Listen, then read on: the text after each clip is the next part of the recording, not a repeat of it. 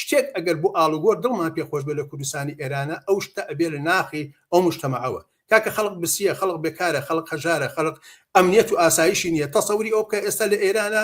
نزیک بە 4 ملیۆن و نیو ئینسان ئاوارە بوون لەنا ئەو وڵاتە خۆیان هەروەکو سەردەمانە بارحەڵ لە کوردستان و لە عێراق بە شتانە هەبوو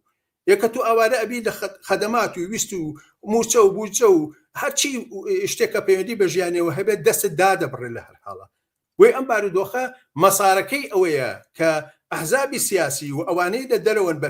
بەتایبەتی ئەوانەی کە ئەو کارنامایان هەیە لە شوێنە کارڕاوەساون خۆیان کارنامەکەیان بریتیە لەوەی کە کۆمەلگا قبولی ناکات ئێمە گەر دیقەتکەین زۆر لە خۆپیشاندانەکانی ئەم دوایەش لە تاران و تەورێزی لە شوێنانە بە ئاشکرا نەهی بۆ هێزی شاو بۆ سەتەڵە بوو بۆ ئەم لایەنانە دەڵێن لە هەر حاڵە وێ بەڕاستی مەسەرەکەوەیە ئێستا لە موقعیەتێکین کە کۆمەلگەی کوردستان باشین دەرفەدەوەیە کە ئەم پرۆسێ بیرمان تەنیا لای ئەمنیەت و ئاسایشی ژیانی خەڵک بێ جا حتا منڵێ بە کوردستانی عێراقیشەوە یعنی بەشێ لە مداخلەی ئەوان ئەوەی جمهوری ئیسلامی تا دوێنێک باس لەسەر ئەوە ئەکا ئەڵێ وعدەیەن کە بە هیچ وڵاتێ هێرش ناکەن بینیمان بارحاڵەوە 3-4 ڕۆژەوە پێش 2 ڕۆژەوە پێش